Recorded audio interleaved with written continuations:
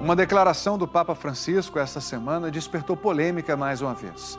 Em uma entrevista que faz parte de um documentário recém-lançado, o Papa defendeu a união civil entre pessoas do mesmo sexo. Os repórteres Ilse Scamparini e Murilo Salviano mostram como essa opinião repercutiu na igreja e que direitos são garantidos a casais homoafetivos aqui no Brasil. Na quarta-feira, um terremoto sacudiu o menor país do mundo, o Vaticano. Uma nova declaração do Papa Francisco deixou confusos os fiéis, entusiasmados os progressistas e alarmados os conservadores da igreja. As pessoas homossexuais têm direito a estar na família. São hijos de Deus, têm direito a uma família. Não se pode echar da família a nadie. O Papa disse algo pela primeira vez. O que temos que fazer é uma lei de convivência civil. Têm direito a estar cobertos legalmente. Eu defendi isso. No Festival de Cinema de Roma, o documentário Francisco estreou mostrando os dramas do mundo através dos olhos do Papa argentino. Mas só esta declaração ganhou repercussão.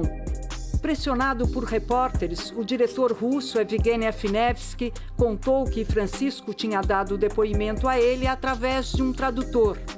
No dia seguinte, criou-se o suspense. O trecho do documentário teria sido tirado de uma entrevista que Francisco deu à decana dos vaticanistas no ano passado, a mexicana Valentina Alasraqui, da Televisa. Só que esta parte em que o Papa defende a união civil para pessoas do mesmo sexo nunca foi ao ar. Este vídeo mostra a comparação das duas edições da entrevista. O que temos que fazer é uma lei de convivência civil. Tem direito a estar coberto.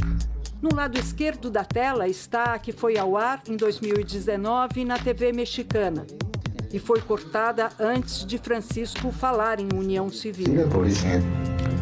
Do lado direito, a versão usada no documentário. Civil. Tem direito a estar coberto. Mais tarde, o assessor do Papa, Antônio Spadaro, confirmou que se tratava da entrevista concedida à TV mexicana. O Vaticano se recusou a comentar quem, no ano passado, teria censurado o trecho polêmico. Como um menino judeu que nasceu na Rússia, cresceu em Israel e vive nos Estados Unidos, aprendi com o Papa a não colocar rótulos nas pessoas. Ele está tentando evitar a discriminação da comunidade gay. E eu sou gay.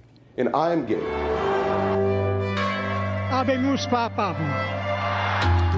Se a declaração do Papa contraria a doutrina católica, foi para sensibilizar a Igreja para mudanças que ele julga necessárias.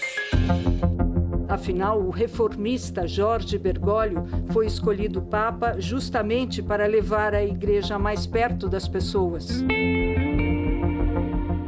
4 meses depois de eleito, voltando do Rio de Janeiro para Roma, Francisco nos deu uma resposta que inaugurava um novo tempo. Se uma pessoa é gay e cerca o Senhor e a boa vontade, mas quem sou eu para prejudicá-la? Falar de gay com o sumo pontífice não era mais um tabu. Nos anos seguintes, Francisco várias vezes teve que recuar.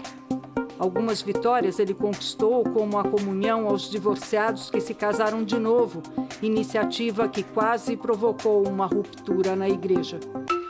Quando era arcebispo de Buenos Aires, Jorge Bergoglio chegou a apoiar a união civil para casais homoafetivos. Foi uma maneira de impedir o casamento entre pessoas do mesmo sexo. A união civil é um compromisso legal entre duas pessoas que passam a compartilhar alguns direitos, mas não mudam o estado civil. É diferente do casamento civil, que representa uma união mais formal, regida pelo direito de família. Casamento religioso entre pessoas do mesmo sexo não é permitido pela Igreja Católica Apostólica Romana. A declaração de apoio à união estável entre pessoas do mesmo sexo, mais pastoral do que doutrinária, é considerada um grande avanço para um Papa, só que pode provocar divisões irreparáveis. Mas, para a Igreja de Francisco, as pessoas são mais importantes do que os regulamentos. O vaticanista Marco Politi diz que Francisco virou do avesso a linha do seu antecessor, Bento XVI, que definiu a prática homossexual como uma grave desordem. Não há dúvida de que a guerra civil que existe dentro da Igreja entre conservadores, fundamentalistas e reformistas vai continuar e que será ainda mais dura. O Papa Francisco avança com tenacidade e em zigue-zague. Um passo para frente, às vezes um passo para trás. E em meio a esse tango de passos para frente e para trás, a Confederação Nacional dos Bispos do Brasil, a CNBB, decidiu adotar uma posição cautelosa e não se manifestou oficialmente.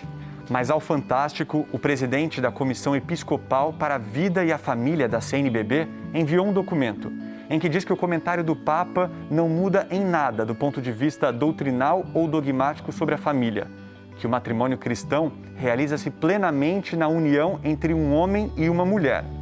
O bispo que assina esse documento nos diz que Francisco nos impressiona com o seu nível de humanidade, que a realidade da discriminação pode levar à violência e à exclusão social.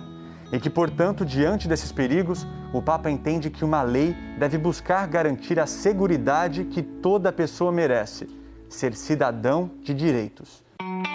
As palavras do Papa de amor e respeito pegaram no colo o coração da Renata. Me sinto muito mais acolhida. Um Papa se pronuncia tão abertamente, de maneira tão amorosa e generosa com as pessoas LGBTs. Eu frequentava a igreja todos os domingos, eu cantava na igreja. E quando eu me entendi lésbica e entendi que a igreja não iria aceitar, foi uma ruptura muito dolorosa. Renata se casou com a Manuela em 2013, logo depois que o Conselho Nacional de Justiça determinou que todos os cartórios do país fossem obrigados a celebrar o casamento homoafetivo. Foi um casamento dos sonhos.